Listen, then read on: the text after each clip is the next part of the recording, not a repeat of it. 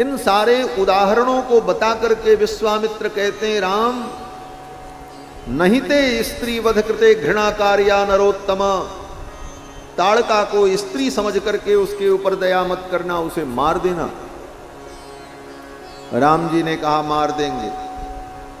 राम जी ने मन में सोचा जब तक ये ताड़का मरेगी नहीं तब तक गुरु जी को शांति मिलेगी नहीं।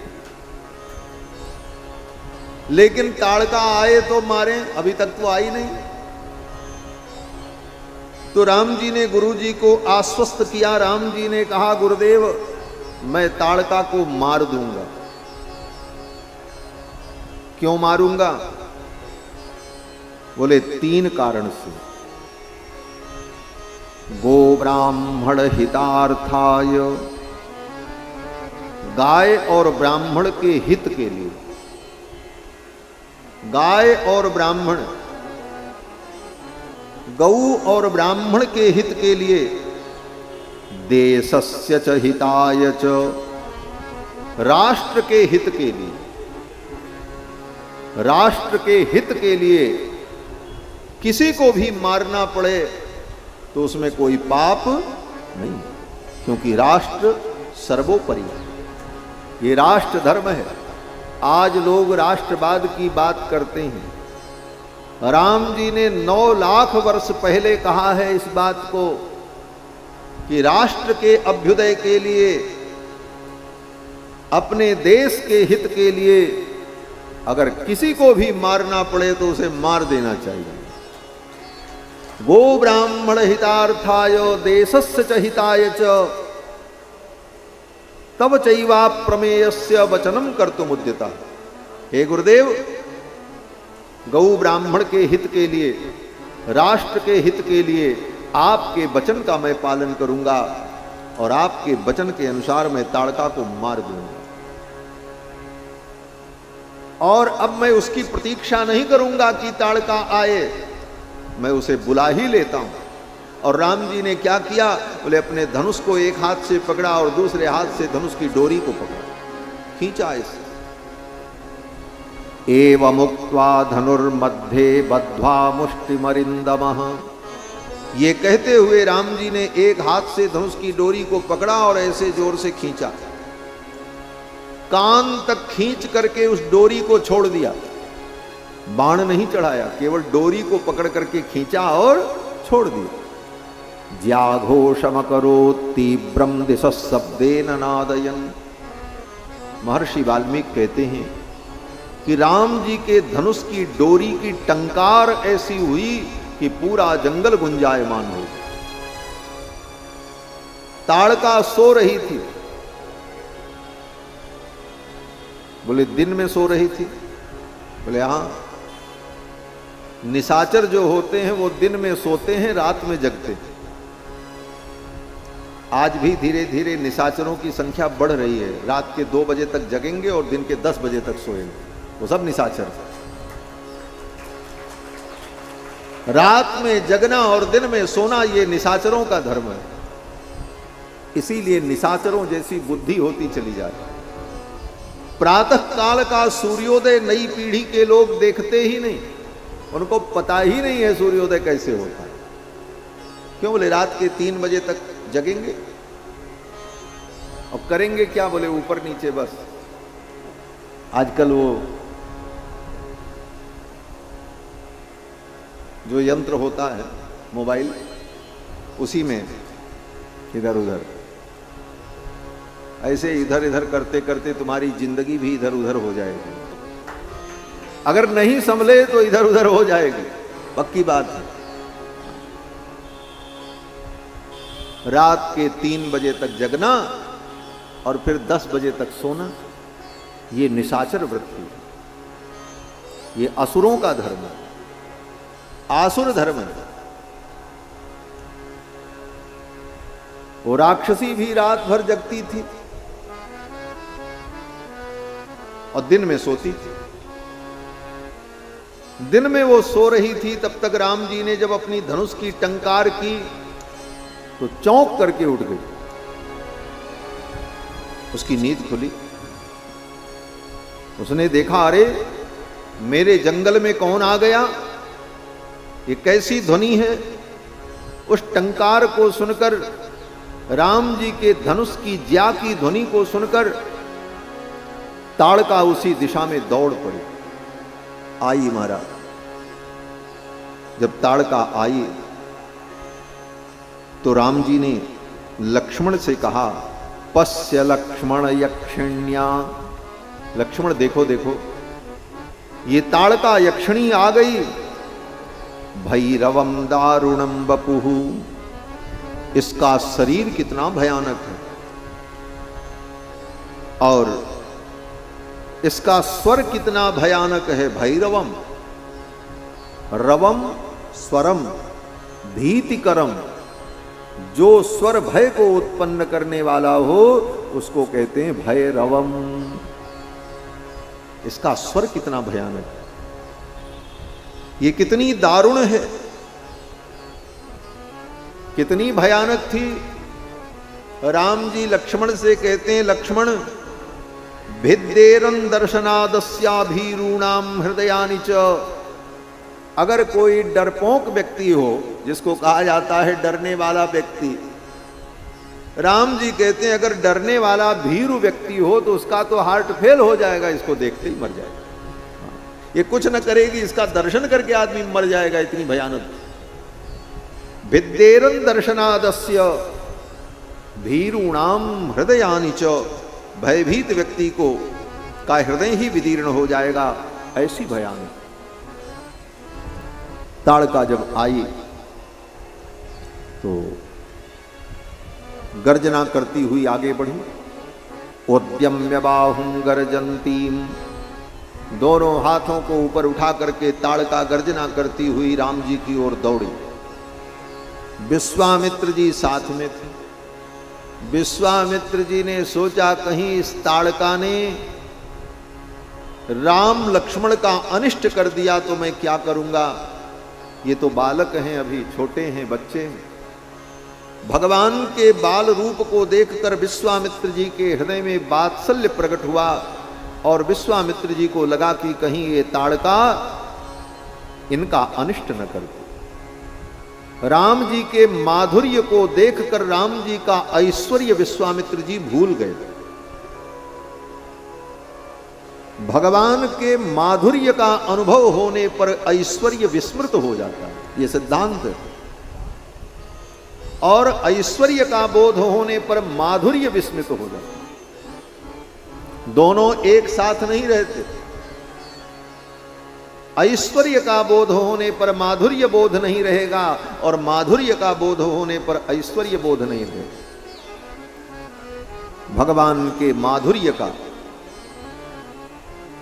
बोध हुआ विश्वामित्र जी को, तो विश्वामित्र जी राम जी का ऐश्वर्य भूल गए। राम जी का ऐश्वर्य क्या है? बोले राम जी का ऐश्वर्य तो ये है कि पिशाचान दानवान क्रूरान पृथिव्याम चैव राक्षसान अंगुल्यग्रेणताम हन्यम इच्छन हरिगणेश्वर। स्वयं राम जी कहते हैं सुग्रीव से, हे सुग्रीव, पिशाचान दानवान क्रूरान पृथिव्याम चैव राक्षसान, संपूर्ण धरती पर जितने पिशाच राक्षस यक्ष किन्नर हैं, ये सब एक साथ मेरे ऊपर आक्रमण कर दें, फिर भी ये मेरा कुछ नहीं बिगाड़ सकते। मैं अपनी उंगली के अग्रभाग से इनको मार सकता हूं। ये राम जी का ऐश्वर्य।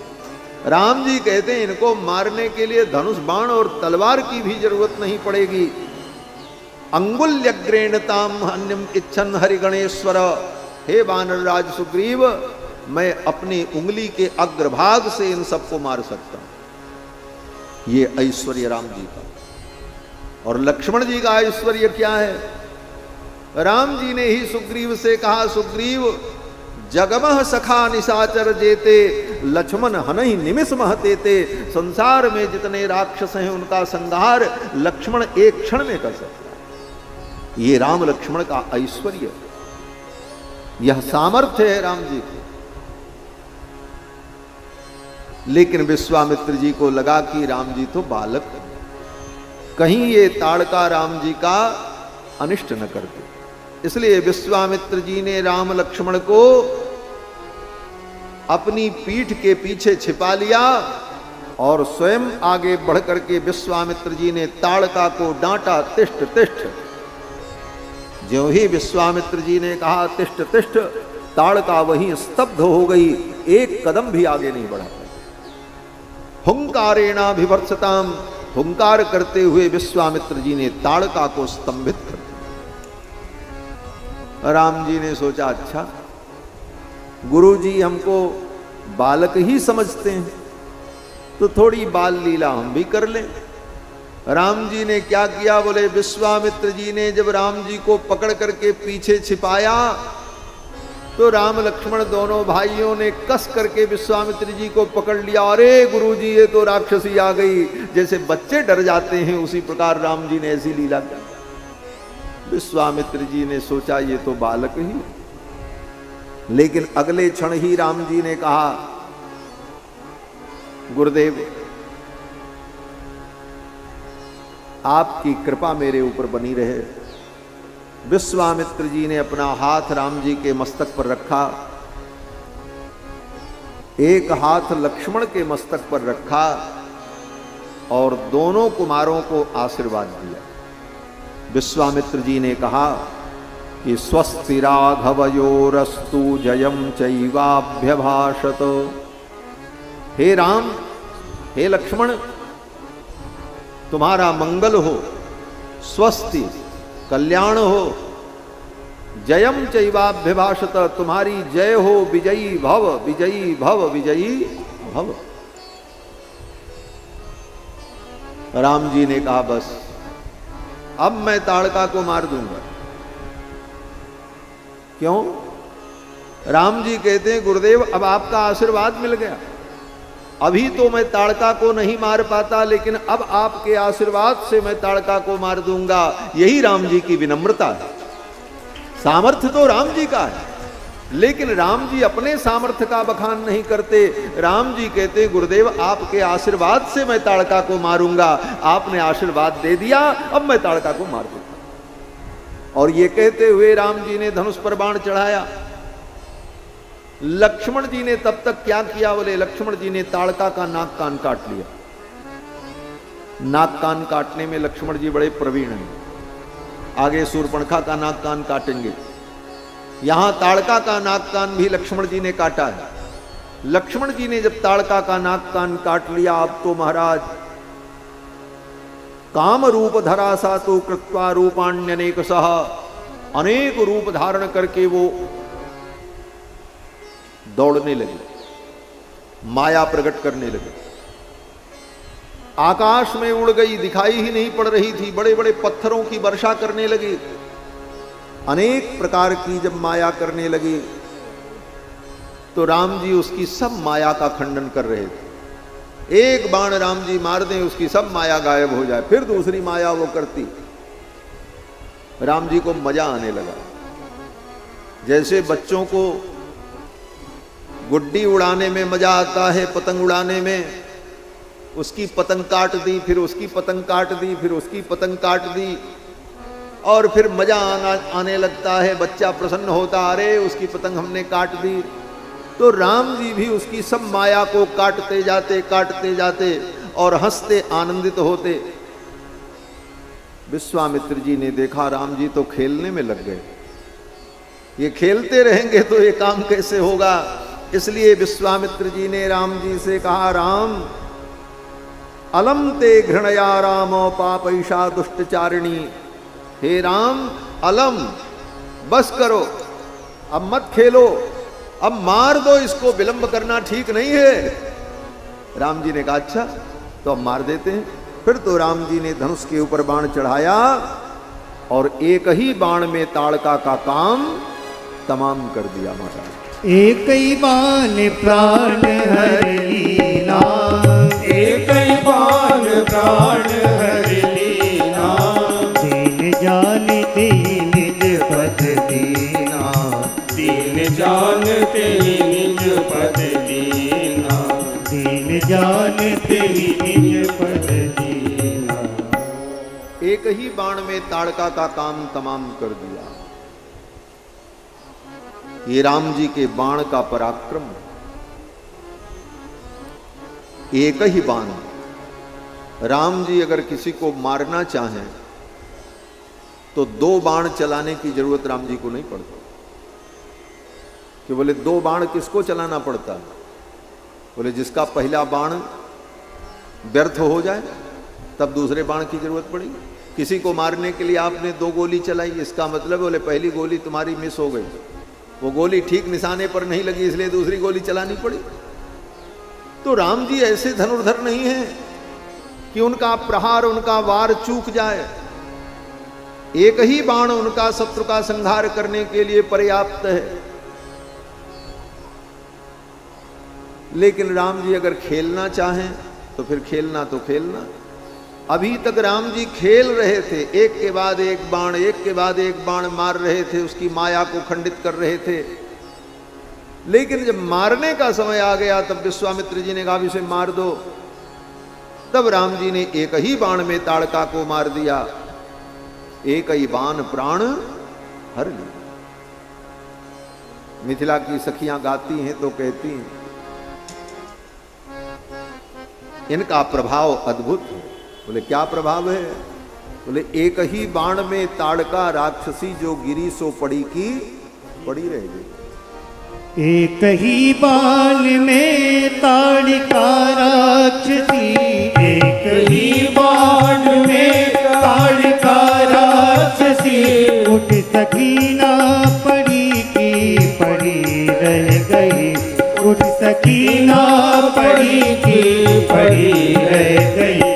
राम को देख कर जनक नंदनी, राम को देख कर श्री जनक नंदिनी, बाग में जा खड़ी की खड़ी रह गई, बाग में जा खड़ी की खड़ी रह गई। राम देखे सिया और सिया राम को, राम देखे सिया और सिया राम को, चारों अखियाँ लड़ी की लड़ी रह गई, चारों अखियाँ लड़ी की लड़ी रह गई।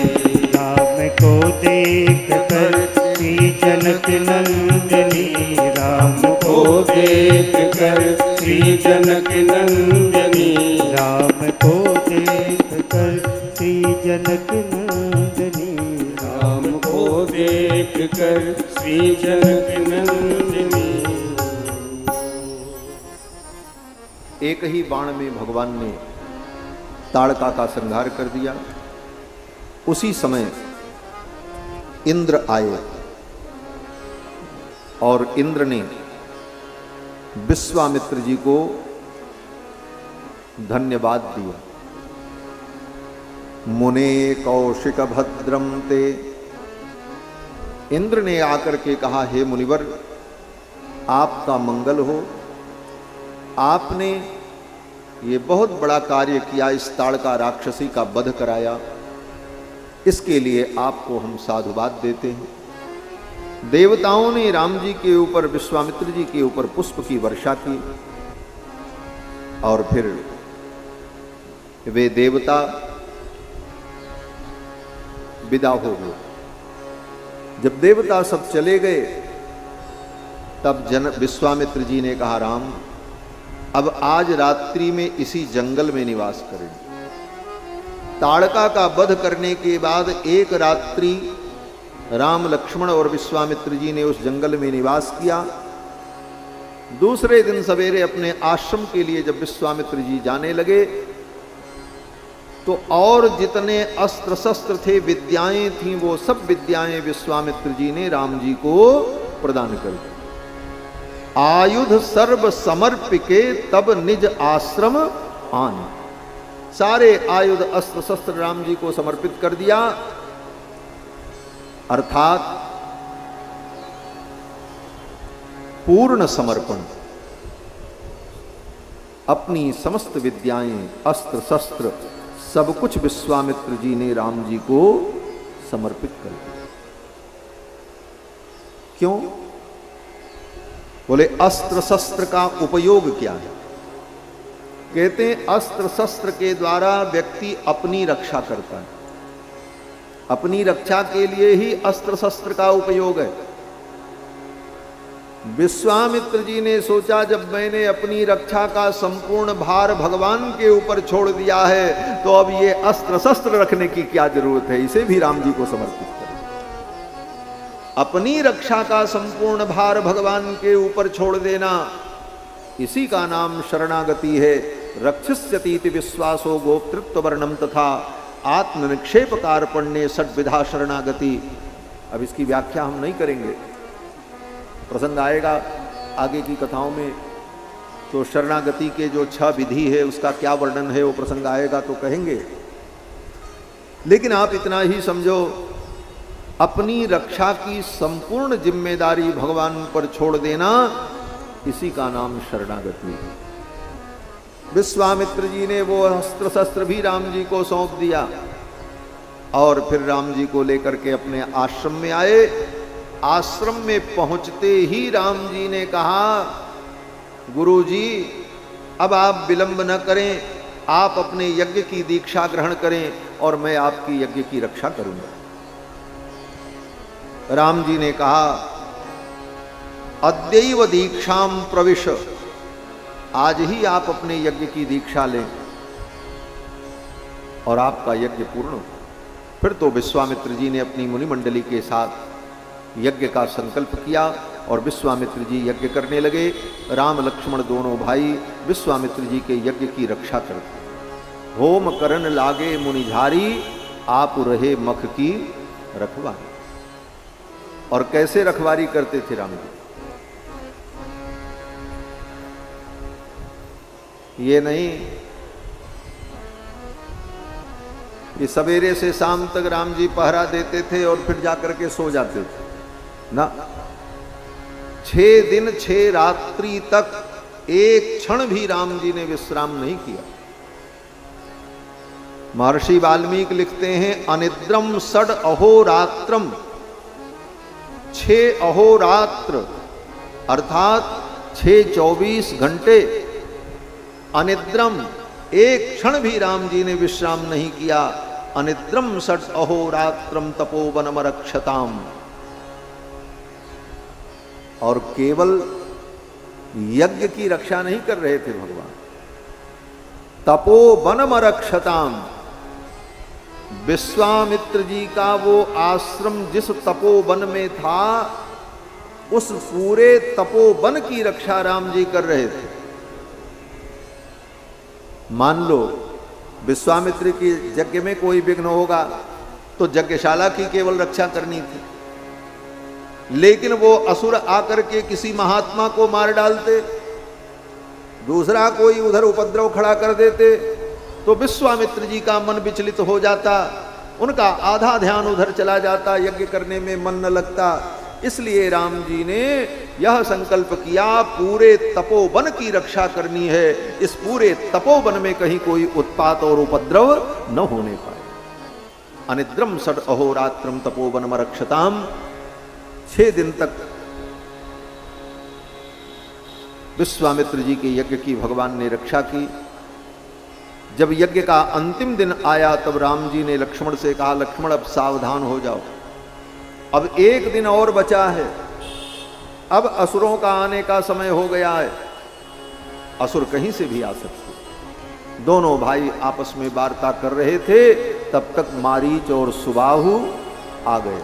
सुन मारीच निशाचर क्रोधी, सुन मारीच निशाचर क्रोधी, सहाय धावा मुनि द्रोही, सहाय धावा मुनि द्रोही, सहाय धावा मुनि द्रोही। बिनु फरमान राम तेहि मारा, बिनु फरमान राम तेहि मारा, सत जो जन का सागर पारा, सत जो जन का सागर पारा। पावक सर सुबाहु पुनि मारा, पावक सर सुबाहु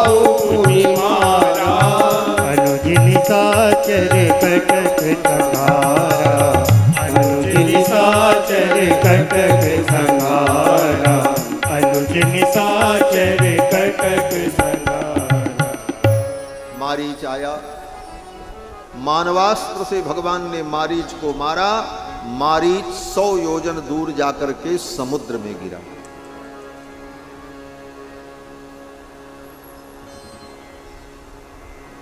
अब कहां गिरा समुद्र में? बोले एक टापू था, उसी टापू में जाकर के गिरा। उसका प्राण नहीं लिया भगवान ने। भगवान ने सोचा इसको उठा करके दूर फेंक देते हैं। क्यों? बोले आगे लीला में इसकी जरूरत पड़ेगी। यही माया मृग बनेगा तब सीता हरण होगा, और जब सीता हरण होगा तब रावण का मरण होगा। तो रावण के मरण में इसको कारण बनाना है, इसलिए राम जी ने मारीच को जान से नहीं मारा, 100 योजन दूर फेंक दिया। और समुद्र के बीच में एक टापू था, वहीं जाकर के वो गिरा। लोग कहते हैं उसी का नाम मॉरिशस है। मॉरिशस एक देश है, समुद्र के बीच में छोटा सा टापू है। जाकर के गिरा वहां पर, और वहीं पर अपना आश्रम बना करके वो रहने लगा। फिर लौट के आया नहीं, मरा, इतना डर गया था। मारीच को तो 100 योजन दूर फेंक दिया। सुबाहु को आग्नेयास्त्र से मार दिया भगवान ने। बाकी जितने राक्षस थे उनको लक्ष्मण जी ने मार दिया। विश्वामित्र जी का यज्ञ पूरा हुआ। विश्वामित्र जी यज्ञ मंडप से बाहर निकल करके आए तो दोनों भाइयों ने गुरु जी के चरणों में प्रणाम किया। गुरु जी ने आशीर्वाद दिया। गुरु जी ने कहा, राम, तुमने मेरे वचन का पालन किया, मेरे इस आश्रम को सिद्धाश्रम बना दिया। इसका नाम तो सिद्धाश्रम था, लेकिन मुझे कभी सिद्धि प्राप्त नहीं हो पाई। लेकिन राम, तुमने मेरे इस आश्रम के नाम को सार्थक कर दिया, इसे सिद्धाश्रम बनाया। दोनों बालकों को, दोनों कुमारों को विश्वामित्र जी ने आशीर्वाद दिया। और फिर विश्वामित्र जी महाराज विश्राम के लिए चले गए।